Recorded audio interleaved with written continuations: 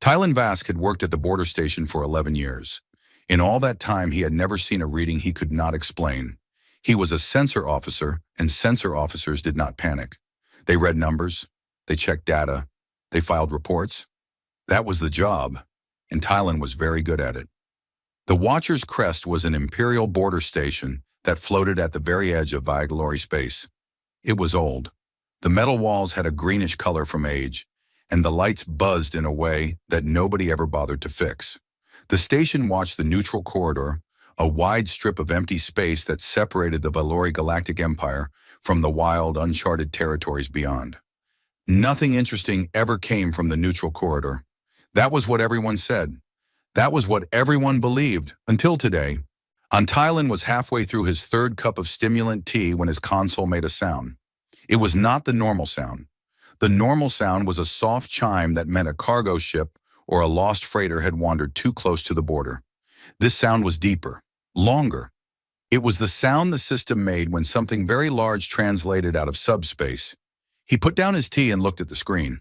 The first thing he noticed was the mass reading. It was enormous. The number sat on his screen like a joke someone had played on him. He blinked at it. He leaned closer. The object that had just dropped out of subspace had the mass of a dreadnought-class warship. That was not possible. Nobody built dreadnoughts anymore. The Empire had not built one in over 1,000 years because there was nothing in the galaxy that required that much firepower. And the second thing he noticed was the energy output. This was the number that made him put down his tea very carefully and sit up very straight in his chair. The energy reading was 6 times higher than anything in the Imperial fleet. 6 times. Not twice. Not 3 times. 6. Tylen did what any good sensor officer would do. He assumed his equipment was broken. He ran a full recalibration on his sensor array. This took 4 minutes. During those 4 minutes, he told himself that the border station was old, the equipment was old, and old equipment sometimes gave bad readings. This was normal. This was fine. There was nothing out there that could produce those numbers. Nothing in the known galaxy. The recalibration finished. He ran the scan again. The numbers were the same. His hand moved to the communication panel, and he pressed the button for Commander Solan's quarters. It was the middle of the night cycle, and he knew she would not be happy about being woken up. But Tylen had a rule. When the numbers did not make sense, you told someone who outranked you. That way, when everything went wrong, it was their problem. Commander Drea Solan arrived on the sensor deck 12 minutes later. She was Chelith, which meant she was tall, thin, and covered in a hard shell that clicked when she walked. She had 4 arms, and she used all of them to express how unhappy she was about being awake. "This had better be worth my sleep, Vask," she said. Her voice was like dry leaves scraping together. "I am not sure what it is worth, Commander," Tylen said. He pointed at his screen. "But I have checked the readings twice." Solan leaned over his shoulder. She was quiet for a long time.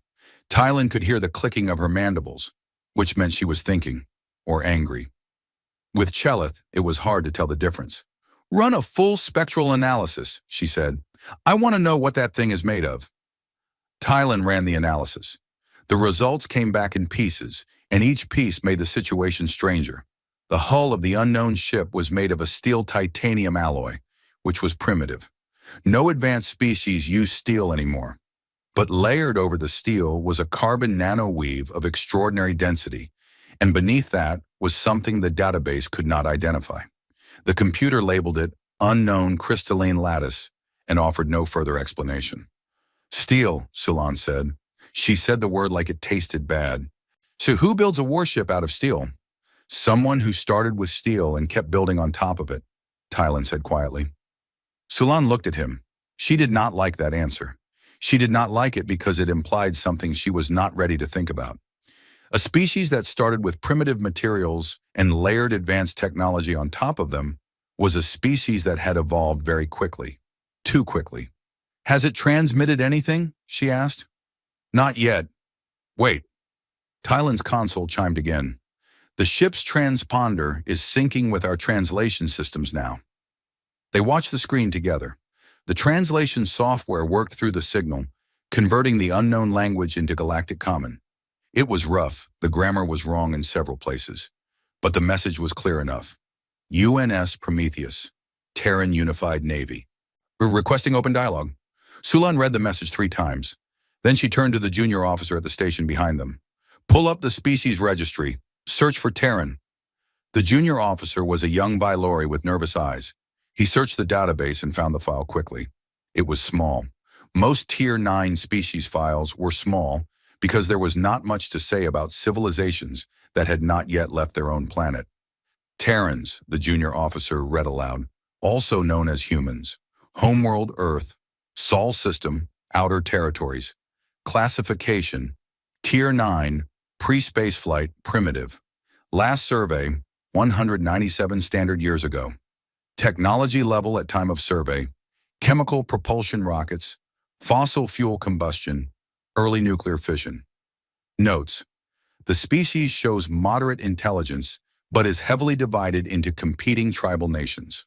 No unified government, no spacefaring capability, projected time to spaceflight, 400 to 600 years. The sensor deck was very quiet after that. Tylen looked at the mass reading on his screen. He looked at the energy output. He looked at the transponder signal that said Terran Unified Navy. Then he looked at the file that said Pre-Space Flight Primitive. That can't be a human warship, Sulan said. She said it plainly, like she was stating a fact. The sky is blue, water is wet. That cannot be a human warship because humans did not have warships. Humans had barely figured out how to leave their own atmosphere the last time anyone checked. The idea that they had built something that produced 6 times the energy of an Imperial capital ship was not just unlikely, it was absurd. Run the scan again, Sulan ordered. Tylen ran the scan again. This was the 3rd time. The numbers did not change. They never changed. The object in the neutral corridor was real, it was massive, and it was broadcasting a human identifier. I need to contact the 9th Fleet, Sulan said. She straightened up and her shell clicked in a way that meant she had made a decision. Admiral Jur needs to see this. Admiral Kathos Jur was the commander of the 9th Expansion Fleet, and he was exactly the kind of person that Tylen did not want involved in this situation. Jur was old, even by Vylori standards. His scales had gone from green to a dull gray, and his eyes had the look of someone who had spent too many years being right about everything and had forgotten what it felt like to be wrong. He was a supremacist in the old imperial tradition. He believed that the Vylori were the greatest species the galaxy had ever produced, and he believed that every other species existed somewhere on a scale between useful and irrelevant. Humans he had probably never thought about at all. The communication was brief. Sulan transmitted the sensor data, the transponder signal, and the spectral analysis. She explained that she had checked the readings multiple times and that the data appeared to be accurate. Admiral Jur's response came back 14 minutes later. He was laughing. Tylen could hear it in the audio message. The old admiral was actually laughing.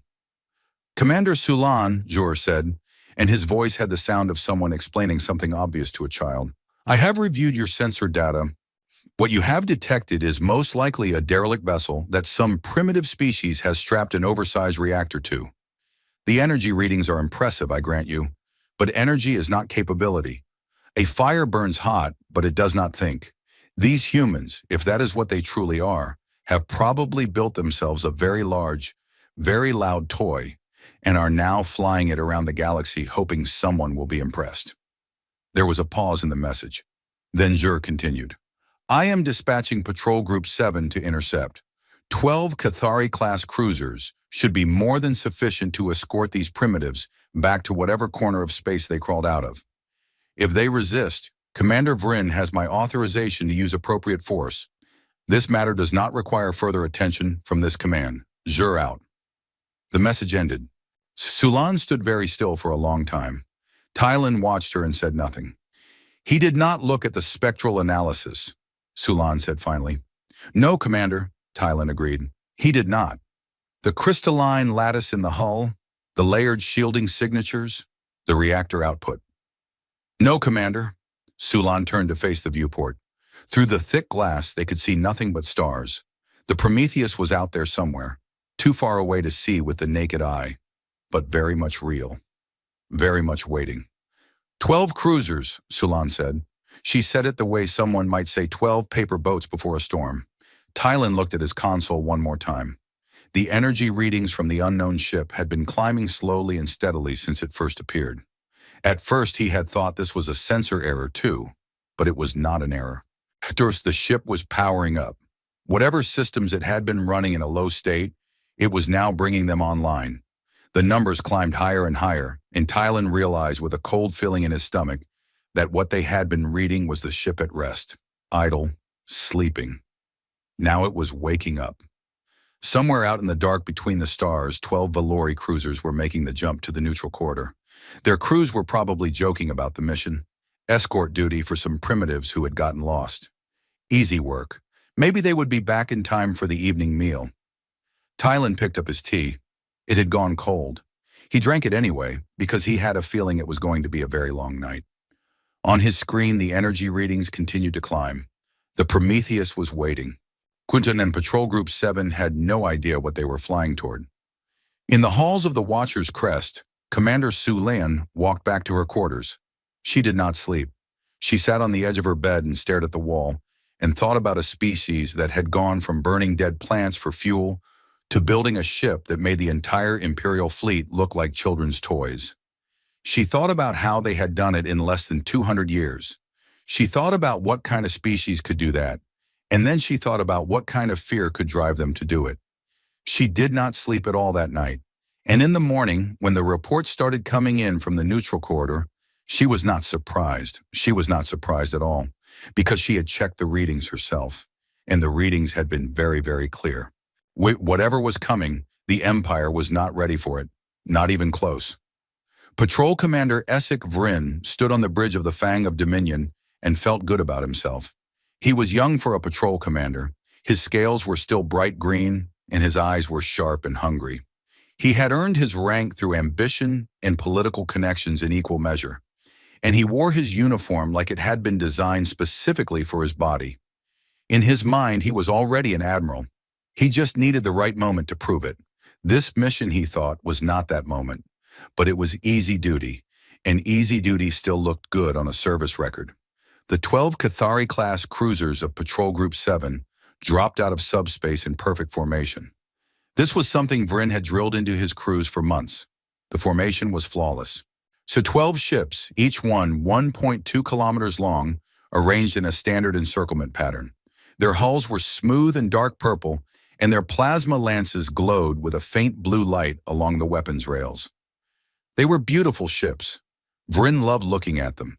He loved knowing that each one carried enough firepower to burn a small moon down to bare rock. "All ships report ready, Commander," said his communications officer. "Good," Vryn said. He clasped his hands behind his back and looked at the main viewport. "Where is our guest?" The sensor officer pointed at the screen. There was a single contact ahead of them, sitting motionless in the empty space of the neutral corridor. It was just a dot on the sensor display, a blip, nothing special. "Open a channel," Vryn said. "Why, see, standard Imperial warning." He cleared his throat and spoke in his most commanding voice. "Unidentified vessel. This is Patrol Commander Essek Vryn of the Valori Imperial Navy. You have entered restricted space. You are ordered to power down your weapons, transmit your navigation logs, and prepare to be escorted out of this sector. Failure to comply will be met with force. You have 60 seconds to respond." He was proud of how that sounded. He had practiced it. The seconds ticked by. Vryn waited. His bridge crew waited. 40 seconds passed, and then the communications officer spoke. "Commander, the vessel is responding. Audio and visual. Put it on screen." The main display flickered and then showed something that Vryn had never seen before. It was a face, a human face. It belonged to a woman who appeared to be somewhere in her middle years, though it was hard to tell with an alien species. She had dark hair pulled back tight, brown skin, and a thin scar that ran from her left eyebrow down to her cheek. Her eyes were calm, not afraid, not angry, just calm, the way deep water was calm. "This is Captain Lena Vasquez of the United Nations Ship Prometheus, Terran Unified Navy," the woman said. Her Galactic common was better than the transponder signal had suggested, though she spoke it with a strange, hard accent. "We are on a peaceful diplomatic mission to the Valori High Conclave. We carry no hostile intent. We request passage and an audience with your government." Vryn stared at her. She did not look like what he had expected. He was not sure what he had expected. Here's the file said humans were soft-skinned mammals with no natural armor, no claws, no venom glands, and no biological advantages worth noting. This woman had none of those things, but she had something in her eyes that made Vryn uncomfortable. It was the look of someone who had seen violence and had made peace with it long ago. "Your request is denied," Vryn said. "You will power down and submit to escort. This is not negotiable." "I understand your position, Commander," Vasquez said, "but I must respectfully decline. We have traveled a very long way, and we will not be turning around. I would prefer to resolve this through conversation." Vryn felt a flash of irritation. He was not used to being told no. He opened his mouth to respond, but his sensor officer interrupted him. "Commander," the officer said. His voice was different now, or quieter. "I have visual on the target. Put it on the secondary display." The secondary screen lit up with a magnified image of the human ship, and every sound on the bridge stopped. The Prometheus was enormous. It was 4.7 kilometers long. Vryn's brain processed that number slowly because it did not make sense. His own ship, the Fang of Dominion, was 1.2 kilometers. The Prometheus was nearly 4 times that length. It hung in space like a mountain that someone had carved into the shape of a weapon. Its hull was angular and harsh, with sharp edges and flat planes that gave it the appearance of something that had been built for one purpose and one purpose only. There were no smooth curves, no elegant lines. It was brutal. It was honest about what it was, and it was covered in weapons, thousands of them.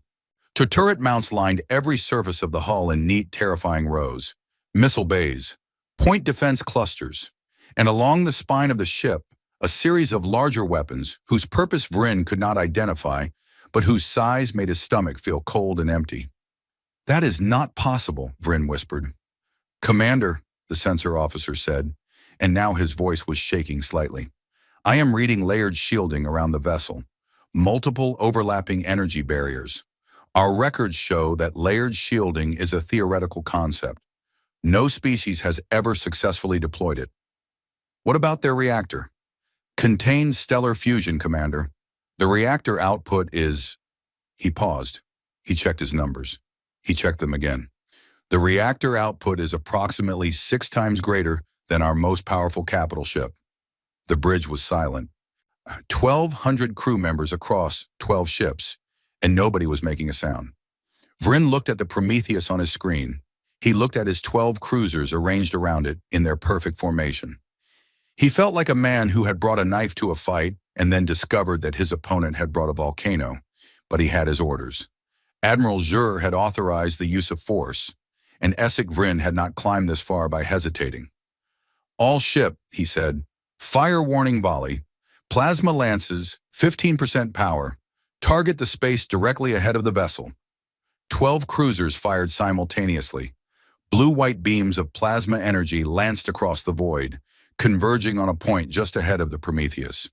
It was a standard warning shot, designed to demonstrate capability and resolve.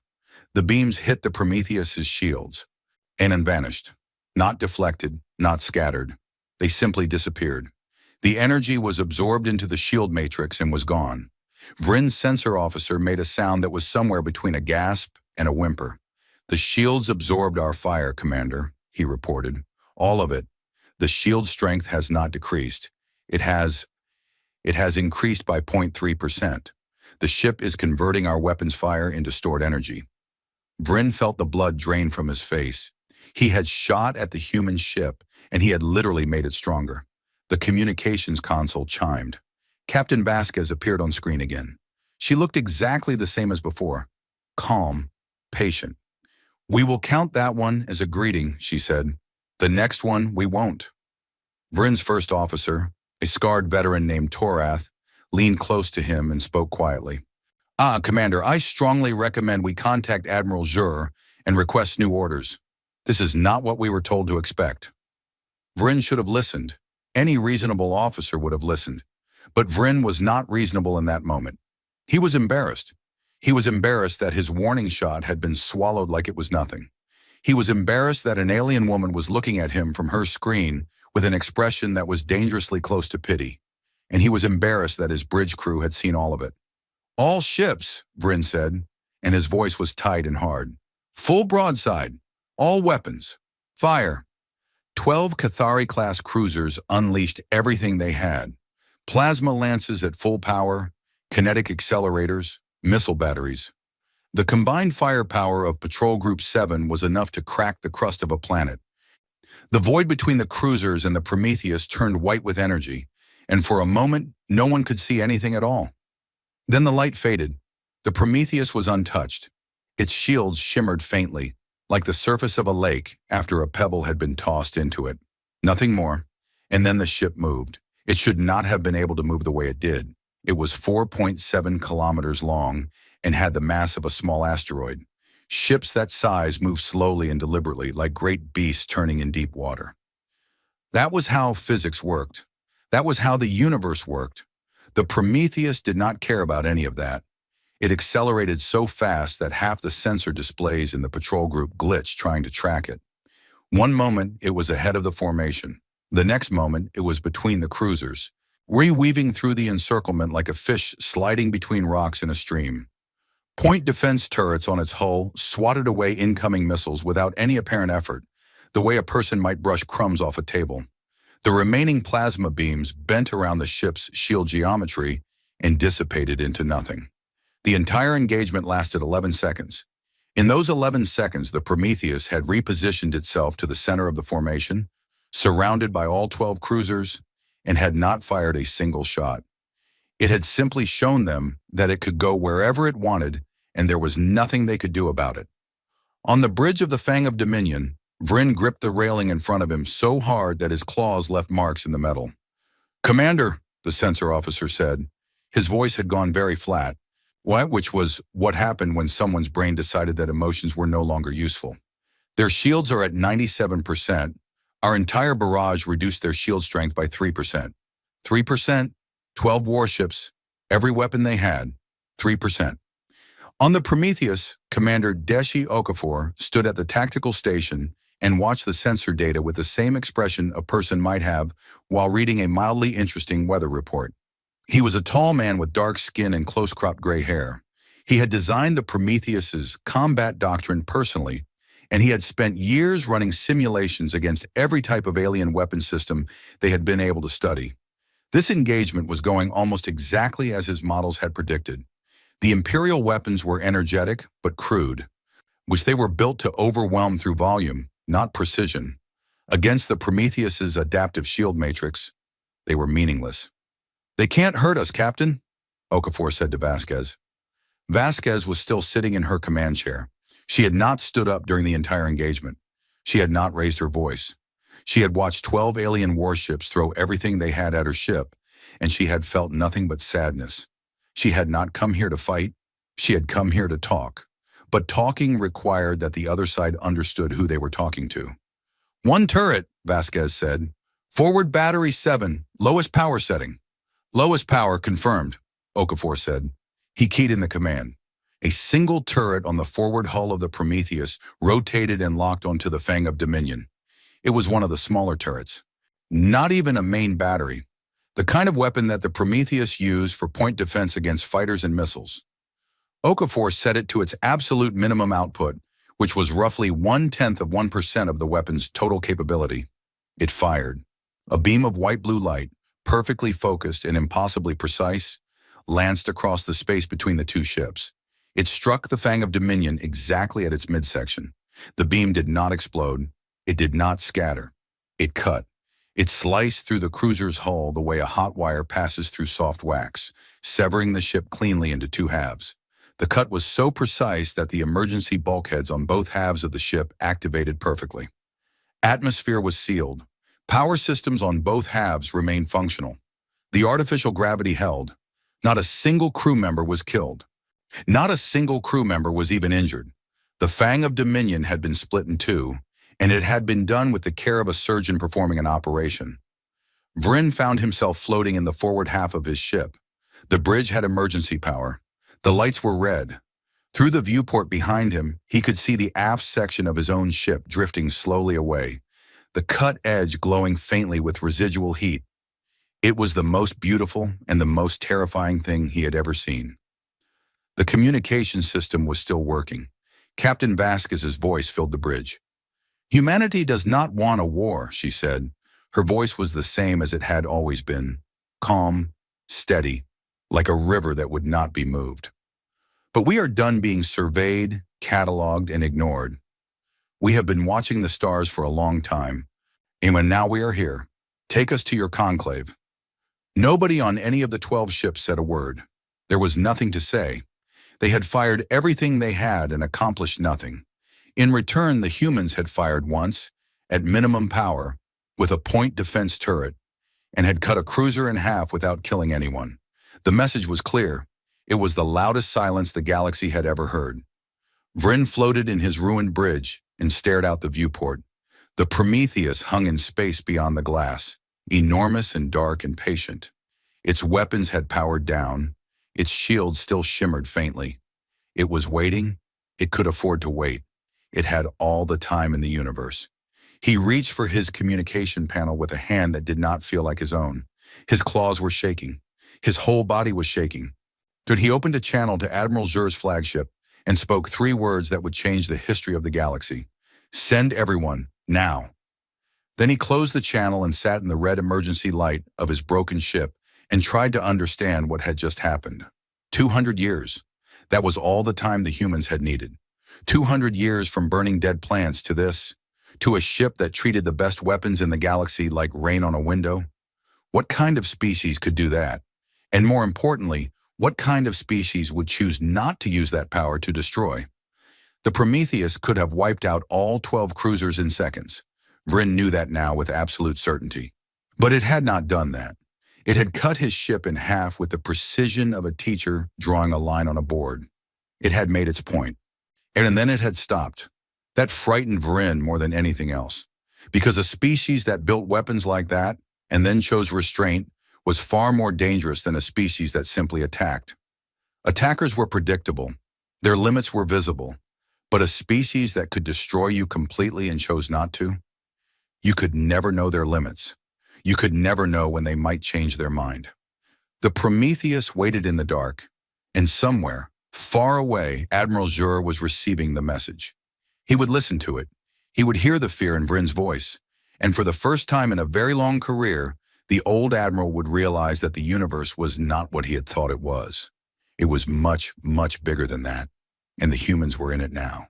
And the high conclave of the Valori Galactic Empire met in a chamber that was older than most civilizations. It was built into the heart of the capital world. Valor Prime, carved from a single piece of living crystal that grew and shifted with the centuries. The walls glowed with a soft amber light. The ceiling was so high that clouds sometimes formed beneath it.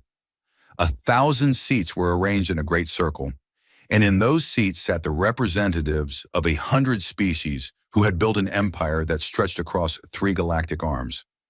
They were afraid. Nobody said it out loud.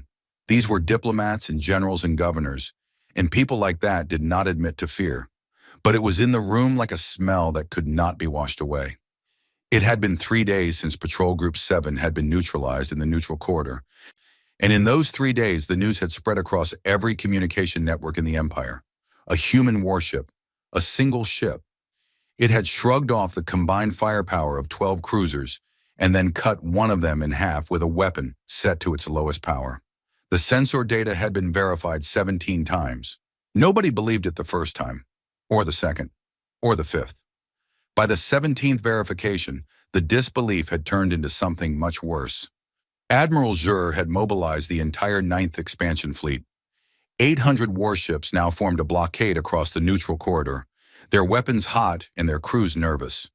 But the Prometheus had not moved. It sat in space like a stone in a river, letting the current flow around it, untroubled and unmoved. And then the humans had sent a shuttle. Conclave speaker Orith Mon stood at the center of the great chamber and watched the human ambassador walk through the entrance. Orith was Dravathi, which meant he looked like a tree that had decided to start walking. He was ancient. His bark skin was cracked with age, and his branch-like arms moved slowly, as if every gesture cost him effort.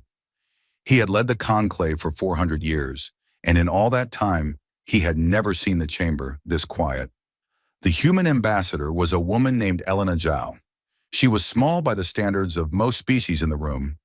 She had black hair streaked with gray, and she wore a simple dark uniform with no medals or decorations. She walked with the straight-back posture of someone who had been a soldier before she became a diplomat. Two human guards walked behind her, both of them tall and silent and watching everything with sharp eyes. Zhao reached the center of the chamber and stopped. She looked around at the 1,000 faces staring down at her. Reptilian faces, insectoid faces, crystalline faces, faces that belonged to species who had traveled between stars when humans were still living in caves. She did not look afraid. She did not look aggressive. She looked like someone who had been waiting a very long time for this moment. "My name is Elena Zhao," she said. Her voice was clear and carried easily through the vast chamber. "I am here as the representative of the Terran Unified Government and the 7 billion people of Earth. I carry a message and I carry a gift." She held up a small object. It was a crystal about the size of a closed fist, and it glowed with a faint blue light. "Now, this is a data crystal," Zhao said. "It contains a full technical readout of the ship that your Navy encountered 3 days ago, the UNS Prometheus. It also contains a complete overview of the Terran Unified Navy's current military capabilities. We are giving you this information freely and without conditions." A murmur went through the chamber. Speaker Orith raised one branch arm, and the room went quiet again. "Before your analysts review this data," Zhao continued, "I would like to tell you a story. I think it will help you understand what you are about to see." She paused. She took a breath, and then she told them. 197 years ago, the Valori survey ship Quiet Observer completed its cataloging mission of the Sol system. It spent 14 days scanning Earth, recording population data, technology levels, air and cultural development. It classified humans as Tier 9, pre-spaceflight primitives, and it moved on. This was routine. The Valori had cataloged thousands of primitive species. Humans were nothing special, but the Quiet Observer made a mistake. As it left Earth's orbit, one of its secondary scanning probes malfunctioned and fell into the planet's atmosphere. It crashed into the Pacific Ocean, 4 kilometers below the surface, in a trench so deep that no human had ever been there. It sat there for 6 years before a deep-sea research vessel found it by accident. The governments of Earth did not know what they had found, not at first. The probe was damaged, and its technology was so far beyond anything humans had ever built that it might as well have been magic. But humans had a quality that the Valori survey report had failed to identify. The report said moderate intelligence. What it should have said was relentless, obsessive, terrified intelligence. Because the probe told humans something that changed everything. They were not alone.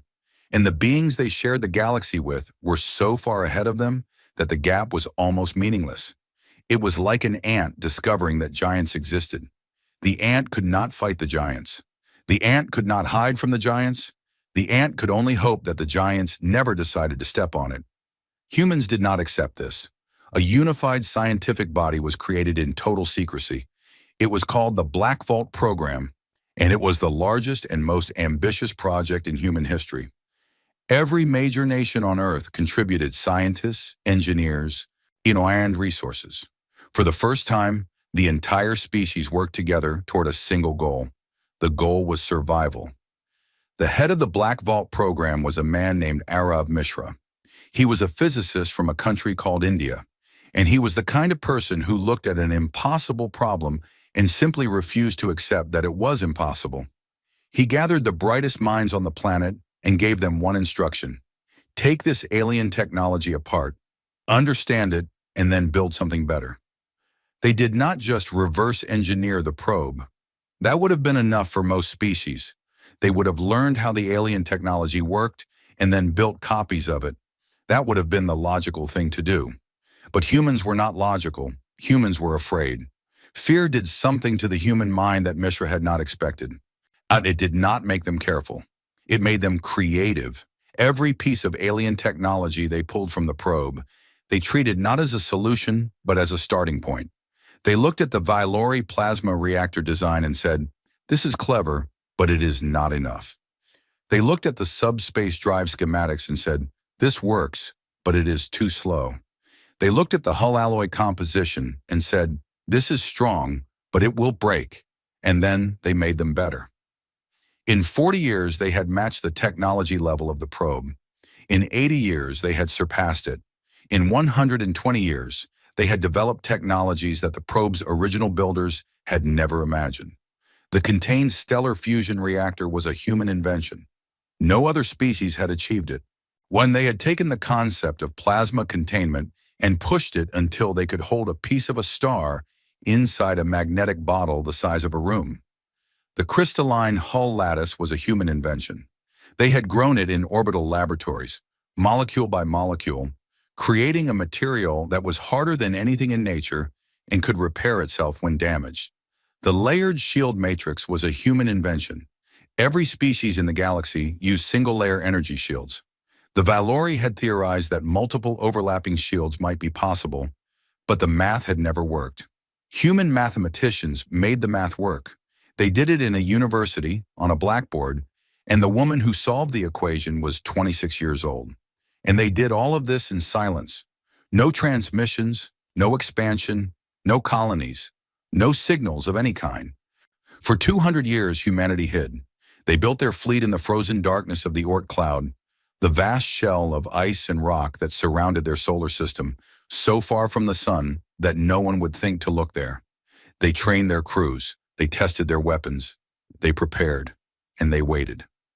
Zhao finished her story, and the chamber was completely silent. No one moved, no one spoke. 1,000 representatives of 100 species sat in their ancient seats and tried to process what they had just been told. Speaker Orith was the first to speak. His voice was low and rough, like wind through old wood.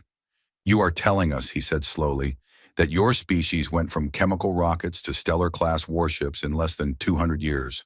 "Yes," Zhao said. "That is not possible. And yet here I am." Orith was quiet for a moment. Then he gestured to the conclave's chief analyst, a Valori scientist named Korith, who had been examining the data crystal on a portable console. Korith looked up. His face was the color of old paper. "The data is verified," Korith said. His voice cracked on the last word. "The Prometheus is one ship in a fleet of 300 dreadnoughts of similar capability. The Terran Unified Navy also fields approximately 4,000 smaller vessels, including destroyers, frigates, and fast attack craft. Based on the technical specifications provided, any single Terran dreadnought could engage and defeat our entire Ninth Fleet." He paused. He looked down at his console. He looked back up. "Any single one," he repeated. "There are 300 of them." The chamber erupted. 1,000 voices speaking at once, in a dozen languages, all of them saying the same thing in different ways. "This cannot be real. This must be a trick. This must be a deception." But it was not a deception. The data was open. The specifications were detailed. The humans had given them everything, down to the reactor schematics and weapons frequencies. They had held nothing back, and that was what frightened Speaker Orith the most. Because a species that hid its strength was a species that feared discovery, but a species that showed its strength openly was a species that feared nothing at all. He raised his arms and the chamber fell silent again. It took longer this time. "Ambassador Zhao," Orith said, "I must ask you the question that I believe everyone in this chamber is thinking. Will you have built the most powerful military force this galaxy has ever seen? You have done it in secret, in silence, in the dark. And now you come to us, and you show us everything, and you say you want peace." He leaned forward. His ancient eyes were deep and dark and searching. "If you have this power," he said, "why come to us in peace? Why not simply take what you want? You could burn our worlds. You could shatter our fleets. You could end our empire in a single campaign. Why are you here in this chamber asking for dialogue?" Elena Zhao was quiet for a long moment. She looked down at her hands. Then she looked up at the old Drevati speaker, and when she spoke, her voice was different. It was softer, not weaker, just honest in a way that it had not been before. "Because we know what it is like to be alone and afraid," she said. "We built all of this because we were terrified of you. Every ship, every weapon, every piece of technology we developed came from the same place: Fear.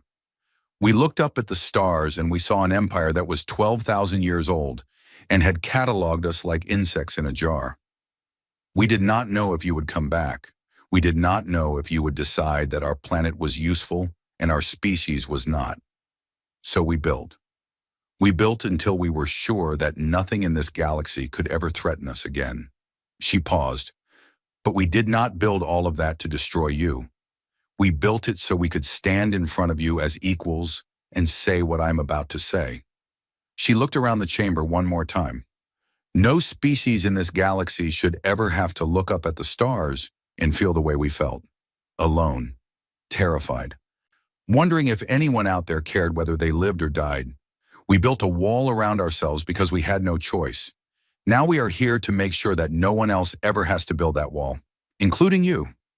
The chamber was silent again, but it was a different kind of silence. The first silence had been shock. This silence was something else. It was the silence of 1,000 people reconsidering everything they thought they knew. In the back of the chamber, in a private booth reserved for military observers, Admiral Kathos Jur sat alone. He had been listening to the entire session through a secure relay. On the console in front of him, the technical readout from the data crystal was displayed in full. He had read every page, he had checked every number. His hands were on the console. They were shaking. Jur was old. He had commanded fleets for longer than most species lived. He had won battles and crushed rebellions and enforced the will of the Empire across 1,000 star systems. He had never been afraid of anything. Fear was for lesser species. Fear was for the young and the weak and the unprepared. But he was afraid now. Not of the human ships, not of their weapons or their shields or their impossible reactors. He was afraid because he understood what Zhao had said in a way that perhaps no one else in the chamber could. She had said they built all of this from fear, and Jur knew what fear could do to a species. He had used fear as a weapon his entire career. He had seen what frightened species were capable of when they were pushed into a corner. But he had never seen a species that had been frightened by the entire galaxy. He had never seen a species that had looked at the universe itself and said, "We will not be victims." He had never seen a species that had taken their terror and forged it into something that could make an empire tremble. He looked at the technical readouts one more time. 300 dreadnoughts, 4,000 support vessels, reactor technology that his own engineers could not even understand, weapons that could cut a cruiser in half at minimum power. And they had done it in 200 years, while his empire had taken 12,000 to reach its current level and had stopped advancing centuries ago because there was nothing left to advance toward. His hands would not stop shaking. Quietly, without telling anyone, he opened a communication channel to the Ninth Fleet. His voice was steady even if his hands were not. Old habits. All ships, he said. Stand down from combat readiness. Power down weapons. Return to standard patrol formation. This is not a drill. He did not give a reason. He did not explain himself. He simply gave the order and closed the channel and sat in the dark booth and listened as Ambassador Zhao began discussing the terms of a new relationship between humanity and the galaxy. And far away, in the cold silence of the neutral corridor, the Prometheus waited, patient, quiet, its weapons dark, its shields humming softly. A fortress built by frightened children who had grown up and decided that strength without mercy was not strength at all. The stars shone around it, and for the first time in 12,000 years, the galaxy held its breath. In the weeks that followed Ambassador Zhao's address to the High Conclave, the Valori Galactic Empire did what all large organizations do when they are faced with something they cannot control. It argued with itself. The Conclave fractured into factions overnight. Some wanted alliance. Some wanted isolation. Some wanted to pretend the humans did not exist and hope that would make it true. And some wanted war. Counselor Vaeth Skal wanted war more than anyone. Skal was Valori, pure-blooded and proud of it. He was a general before he was a politician, and he still wore his military medals on his conclave robes because he wanted everyone to remember that he had earned his seat through blood, not through speeches. He was tall for his species, with scales that had gone from green to a deep bronze with age, and he had the voice of a man who was used to being obeyed. He stood before the conclave on the seventh day after first contact and made his argument. "You are all being fooled, Hashori," he said.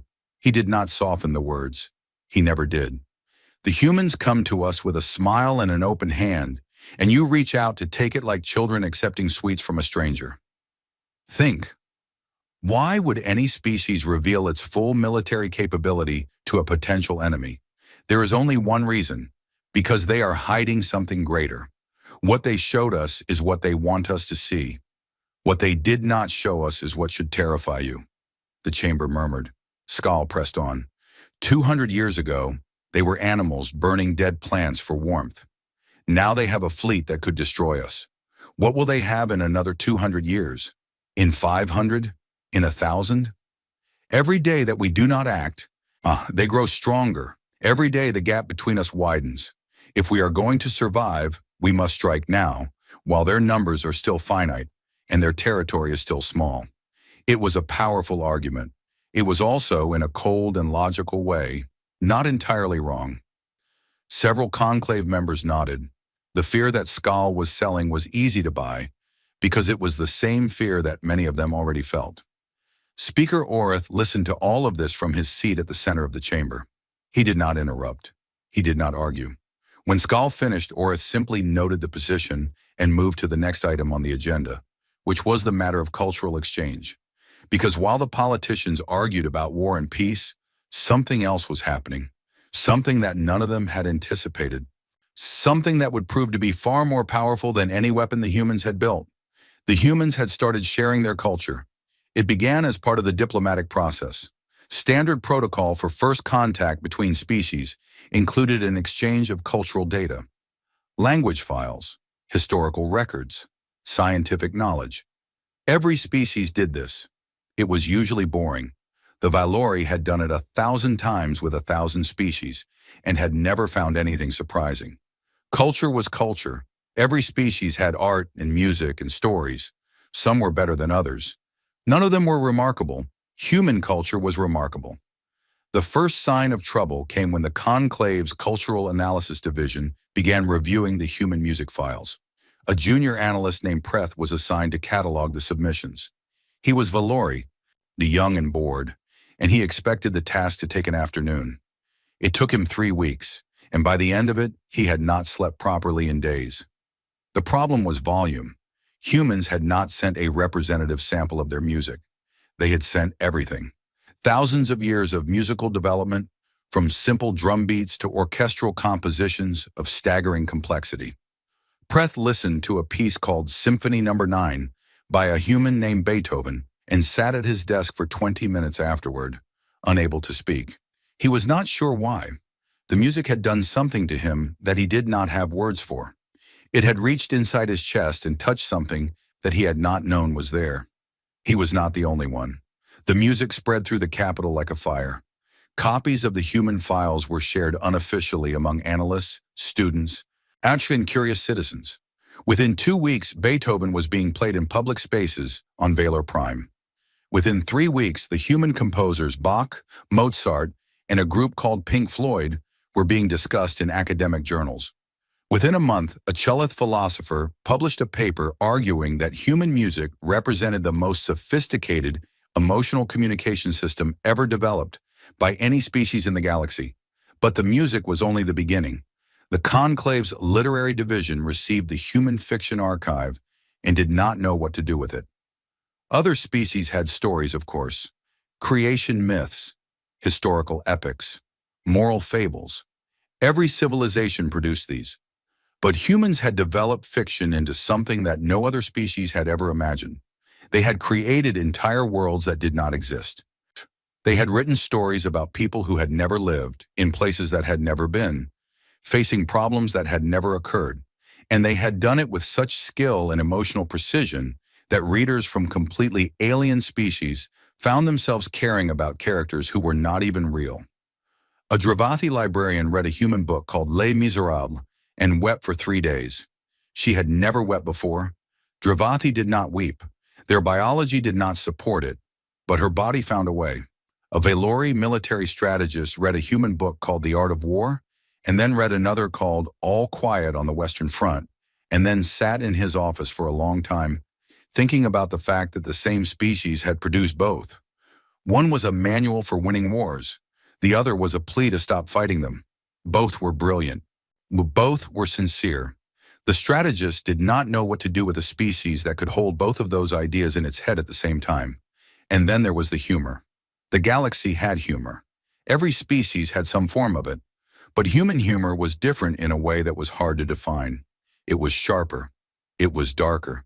It was capable of being cruel and kind in the same sentence. Humans made jokes about death, about suffering, about the meaninglessness of existence. And somehow these jokes made the darkness smaller instead of larger. The Chelith, who had no real tradition of humor in their culture, became obsessed with something called stand-up comedy and started hosting their own open mic nights in the capital. They were terrible at it, but they kept trying, which was itself very human. In the middle of all of this, when a human arrived on Valor Prime, who would become the unexpected center of the cultural storm. Dr. Rena Solwyn was a civilian scientist from the Prometheus, a xenobiologist who had spent her career studying alien life forms through remote data and had never actually seen one in person. She was 41 years old, had curly red hair that she never managed to keep under control, and she smiled at everything. She smiled at the architecture. She smiled at the food. She smiled at the aliens who towered over her and could have broken her in half with one hand. She asked questions constantly, not the sharp questions of an interrogator, but the excited questions of a child seeing snow for the first time. The conclave assigned her a liaison. His name was Tharek, and he was a young Chelith student studying interspecies communication at the Capital University. He was chosen because he was junior enough to be expendable and because nobody expected the assignment to be important. He was wrong on both counts. Tharek met Dr. Solwyn at the diplomatic quarter on his first morning. She was standing in the middle of the street, looking up at the crystal towers of the Capitol with her mouth open. "This is the most beautiful thing I have ever seen," she said to him, before he had even introduced himself. Tharek was not sure how to respond. The crystal towers were old. Everyone on Valor Prime had seen them 1,000 times. Nobody thought they were beautiful anymore. They were just there, like the sky or the ground.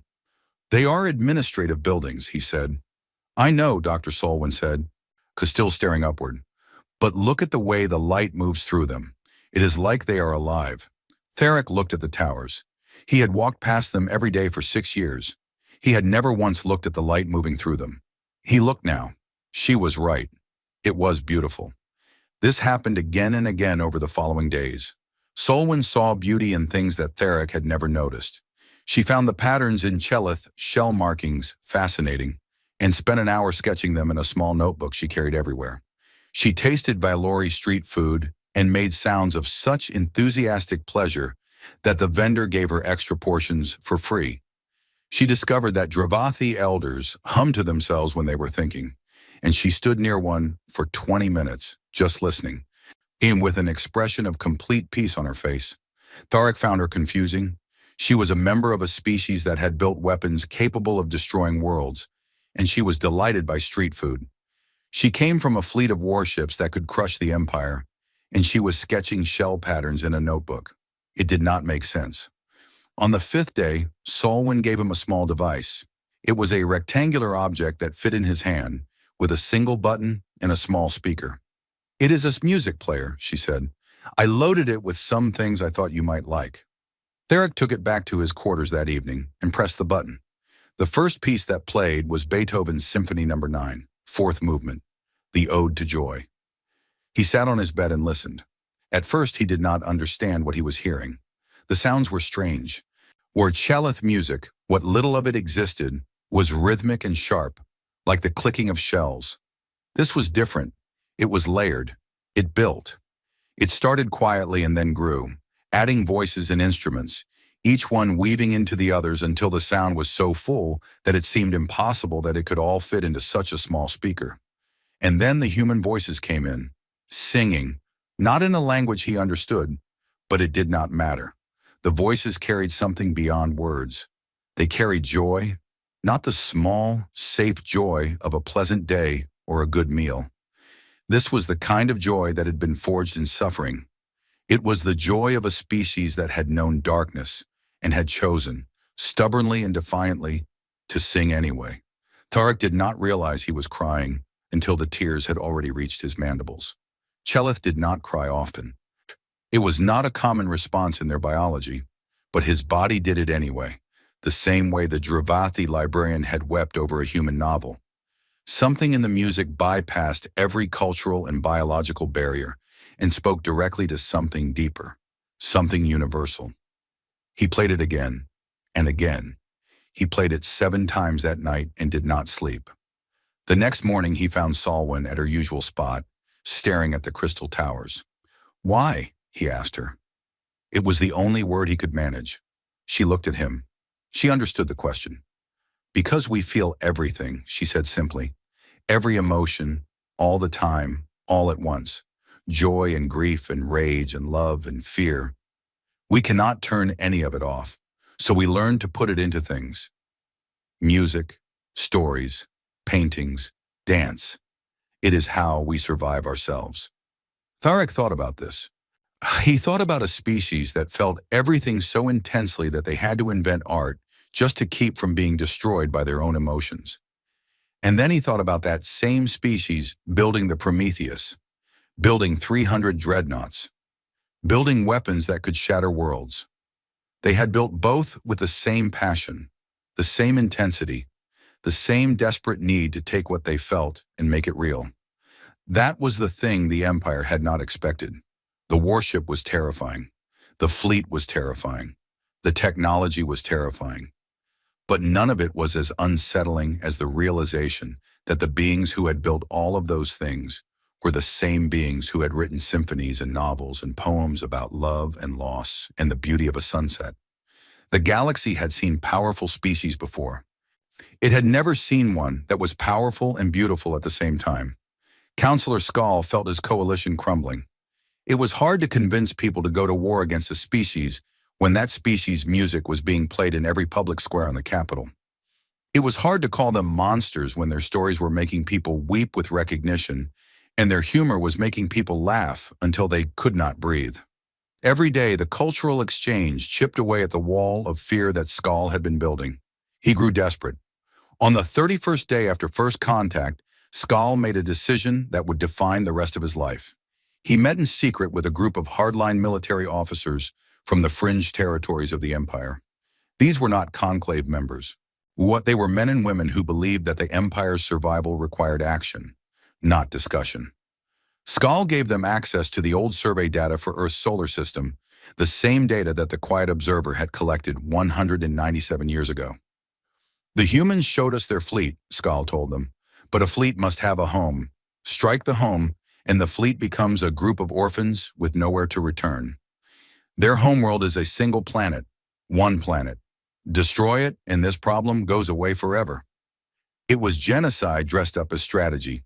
The officers agreed. They assembled a stealth fleet of 200 ships drawn from reserve forces in the outer territories, ships that would not be missed immediately.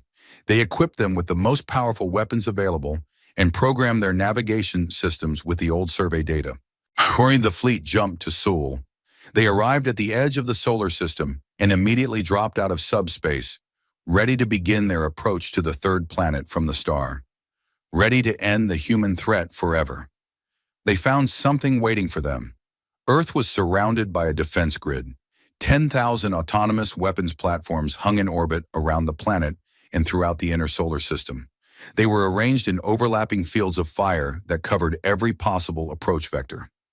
Each platform was roughly the size of an Imperial frigate, and each one carried weapons that the stealth fleet's sensors could not fully identify, but whose energy signatures suggested they were capable of cracking a planet's crust.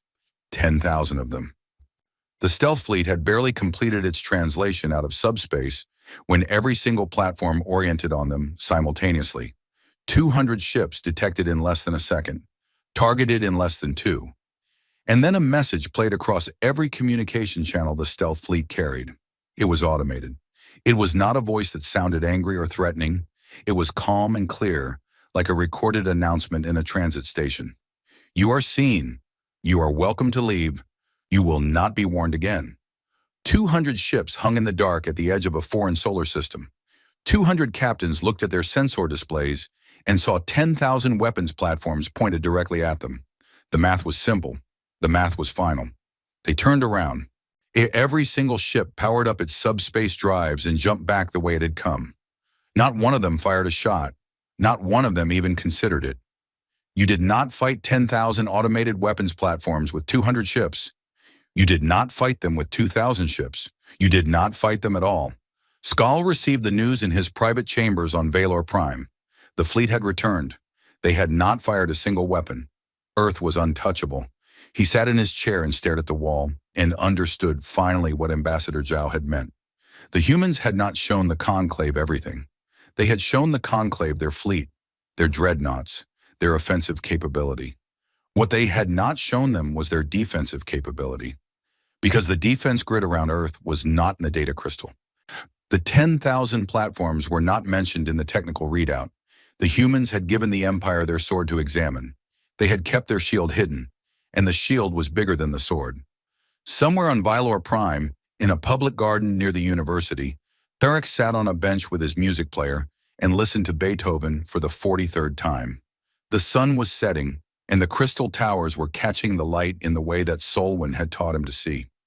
He did not know about the stealth fleet. He did not know about the defense grid. He did not know that the galaxy had just been a few minutes away from a war that would have destroyed everything. He just sat and listened to the music and watched the light and thought about a species that could feel everything all at once and had somehow survived it. He thought they might be the bravest species he had ever heard of, not because of their ships or their weapons or their shields, because of the music, because despite everything, despite the fear and the darkness and the knowledge that the universe was vast and cold and did not care about them at all, they had still found a way to sing. Counselor Vaeth Skal stood in the center of the conclave chamber in chains. They were not physical chains. The Vailori did not use physical restraints on their own people. The chains were ceremonial, bands of dull gray metal that hung loosely around his wrists and clinked softly when he moved. They were a symbol. They told everyone in the chamber that this man had been judged and found guilty, and that whatever he said next would be the last thing he said as a free person. Skal did not look broken. He stood straight. His bronze scales caught the amber light of the chamber, and his eyes were clear and hard. He had launched an unauthorized military strike against a sovereign world. He had assembled a secret fleet. He had attempted genocide. The evidence was beyond dispute. His own officers had testified against him. Speaker Orith read the charges in his slow, ancient voice. Each one fell into the silence of the chamber like a stone dropped into deep water. Unauthorized mobilization of imperial military assets. Conspiracy to commit acts of war without conclave authorization. Attempted destruction of a sovereign homeworld. Violation of the Neutral Corridor Accords. When the charges were finished, Skal was given the right to speak. This was tradition. Every condemned person was allowed final words. He looked around the chamber. 1,000 faces looked back at him. Some were angry, some were sad, some were afraid, but not of him. They were afraid because they knew on some level that what he had tried to do came from the same fear that lived in all of them. He had just been the one foolish enough to act on it. "I am not sorry," Skal said. His voice was steady. "I will not apologize for trying to protect this empire. You can call me a criminal. You can call me a warmonger. You can lock me away until my scales turn to dust. But I want you to remember one thing." He paused. He looked directly at Speaker Orith. 200 years ago, they were primitives. They had not even left their own world. In 200 years, they built a fleet that can destroy us. 200 years. He let the words hang in the air. You are sitting here, celebrating peace and listening to their music and reading their stories. And you are not asking the question that matters. What will they be in 200 more years? In 500? In 1,000? The chamber was silent. "You do not understand what they are," Skal said, and for the first time his voice carried something that was not anger. It was genuine, honest terror. They are not a species. They are a force. They do not stop. They do not plateau. They do not reach a level and settle there the way every other civilization in this galaxy has done. They keep going. They keep building. They keep advancing. And one day, whether it is in 100 years or 1,000, they will be so far beyond us that we will be to them what insects are to us. He looked around the chamber one final time. I tried to stop that, he said. I failed. Akra and you will all live long enough to wish that I had not. He said nothing else. The guards led him away. The chamber remained silent for a long time after he was gone. Because he was right. Everyone knew he was right. Not about the genocide. That was monstrous. And no one in the chamber would defend it. But the question he had asked was real, and it sat in the center of the room like a crack in the floor that everyone was trying to step around.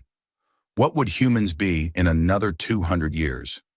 It was Speaker Orith who finally broke the silence.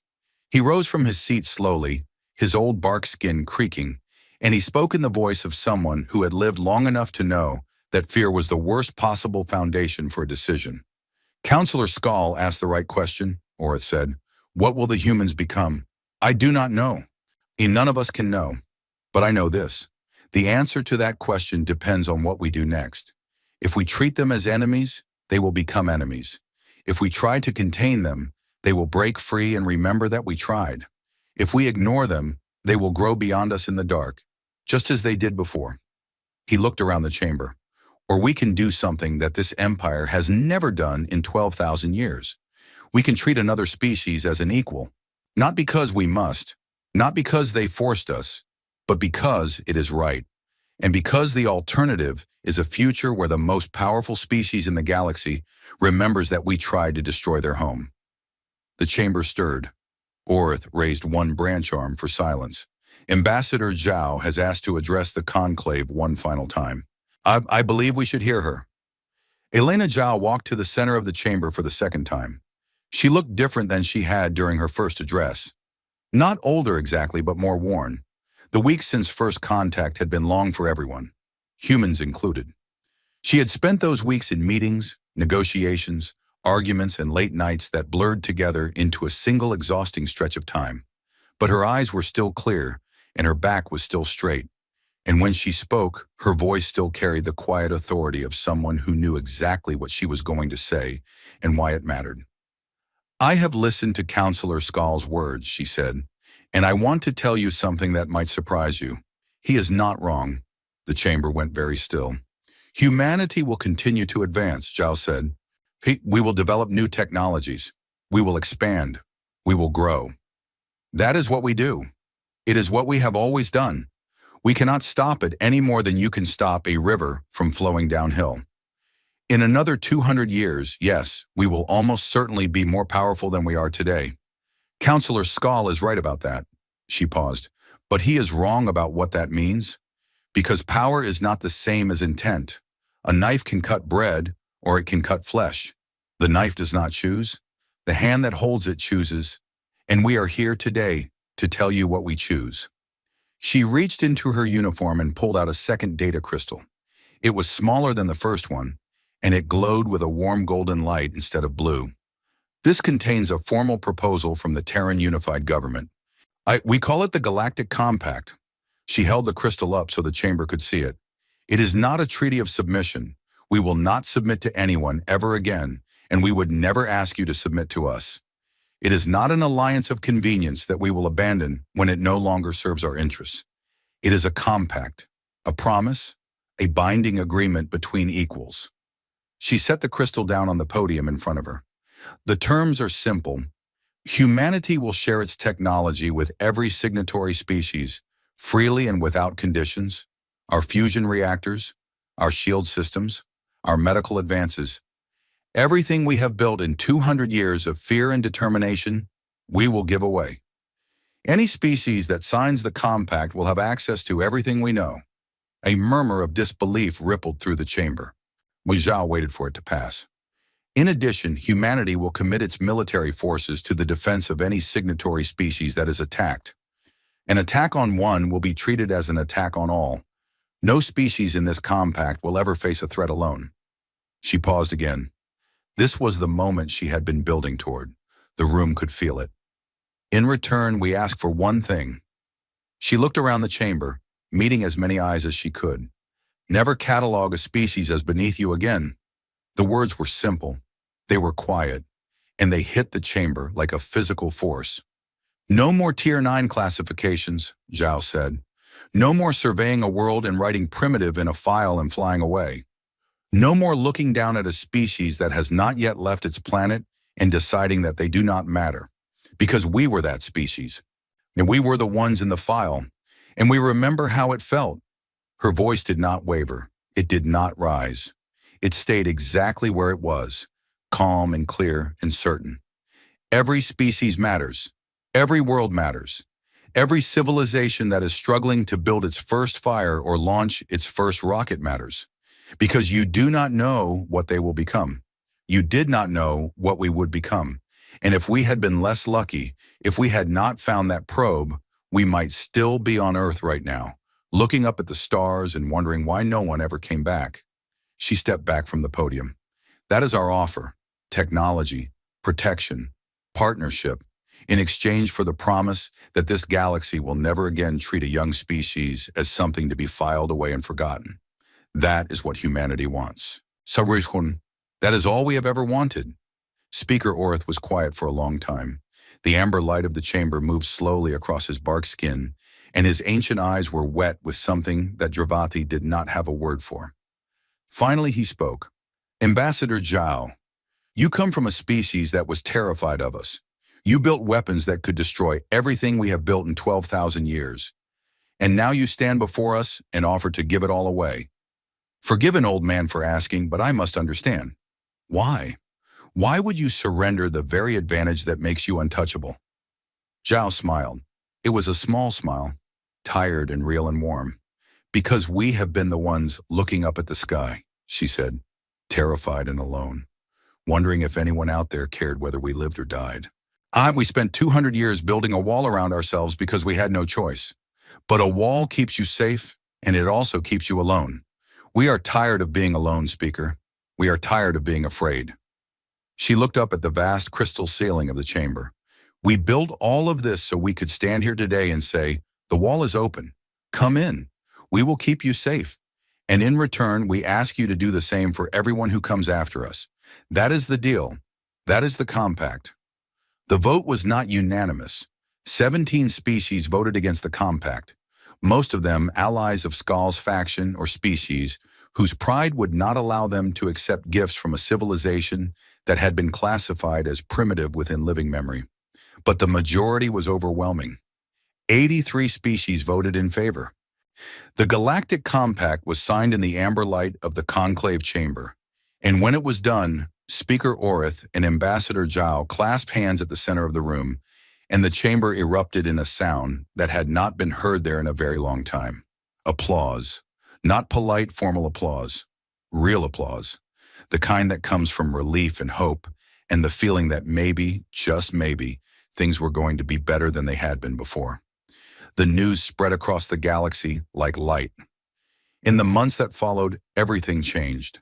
Human engineers arrived on 100 worlds, sharing fusion technology with species that had been using plasma reactors for millennia. Medical teams brought treatments for diseases that had plagued alien civilizations for centuries. Agricultural scientists helped terraform barren moons into gardens. Yet educators developed cross-species learning programs that allowed children from different worlds to study together. And the humans kept advancing. Skal had been right about that. They did not stop. Within the first year of the compact, human researchers had already developed improvements to their own fusion reactors, and they shared those improvements immediately.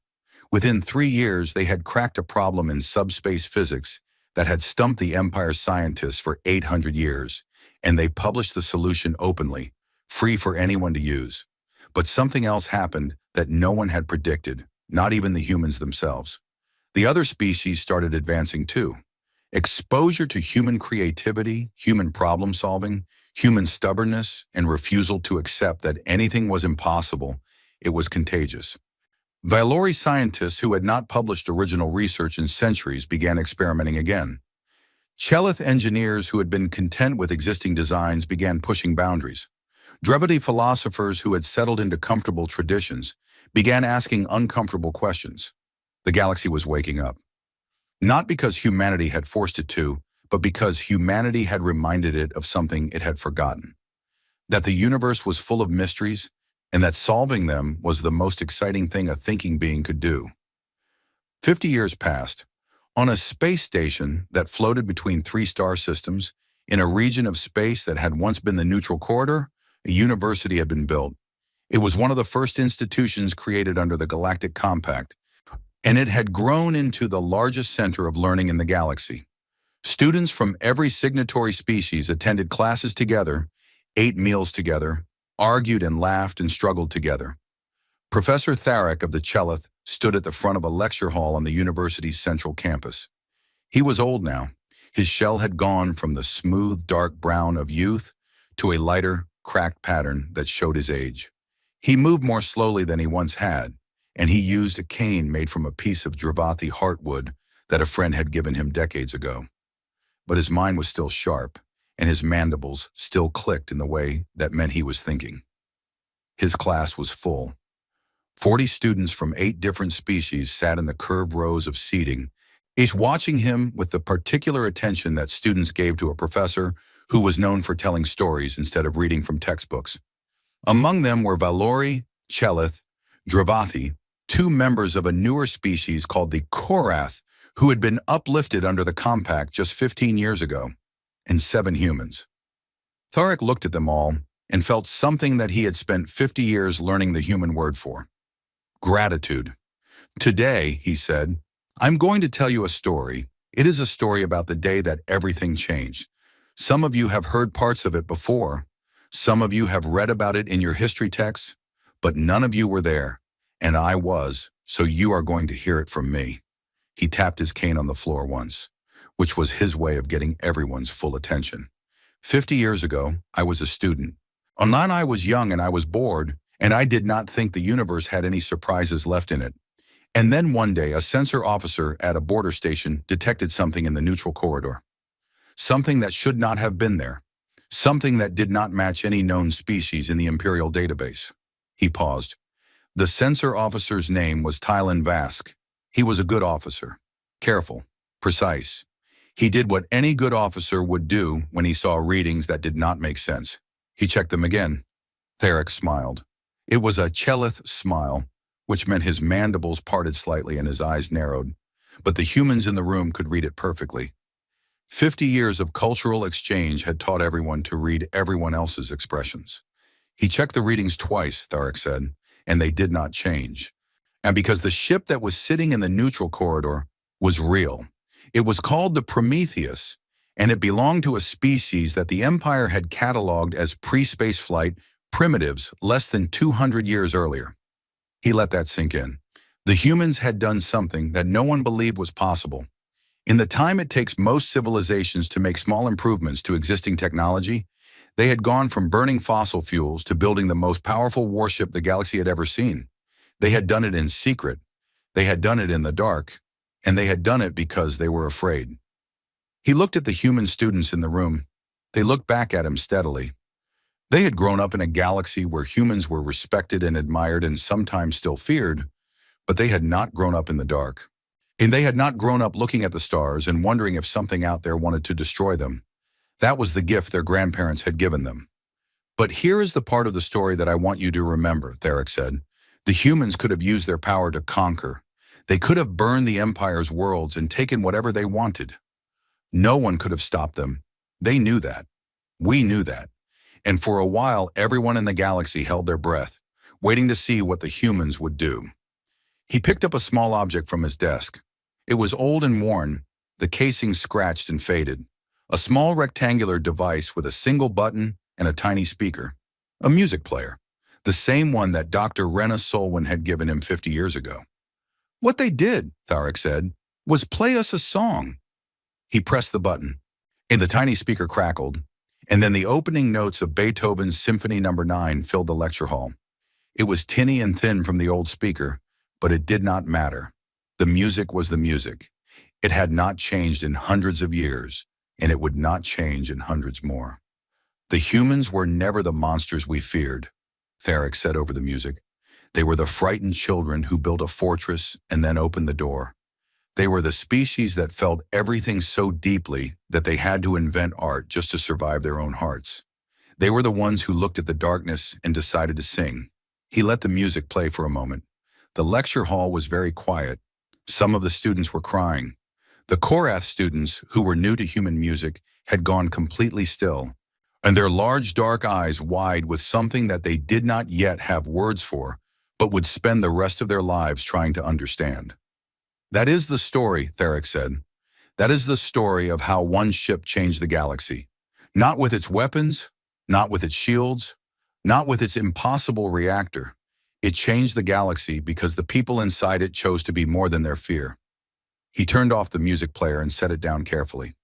Class dismissed. The students gathered their things and filed out. Theric stood at the front of the empty room and listened to the silence, and remembered a day, 50 years ago, when he had sat on a bench in a garden on Valor Prime and listened to Beethoven for the first time and had not understood why he was crying. He understood now.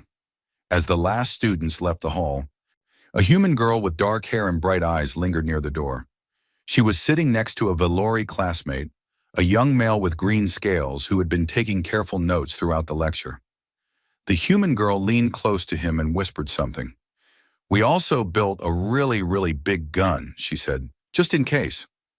The Valori student looked at her, then he laughed. It was a real laugh, the kind that came from the belly and shook the shoulders and made the person next to you laugh too. The human girl grinned. They walked out together into the wide corridor of the university station, where students from 8 species were heading to their next classes, or the cafeteria, or the observation deck where you could watch 3 suns set at the same time.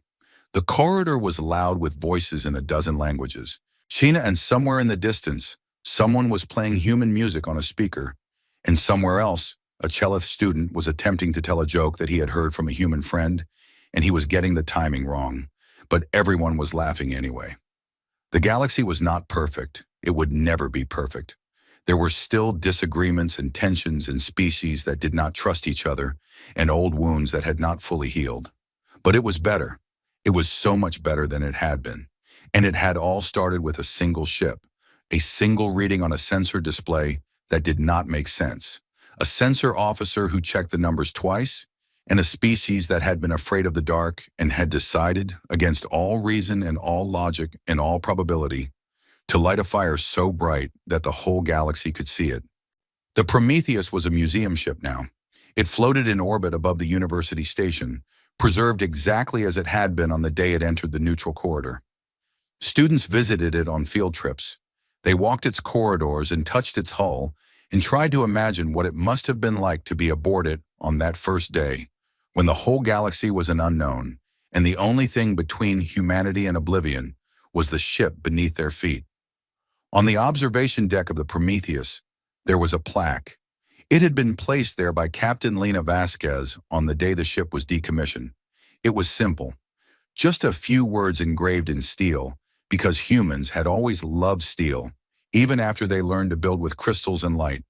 The plaque read, "We were afraid. We built this." Then we opened the door. Termas, the crew of the UNS Prometheus, on behalf of humanity.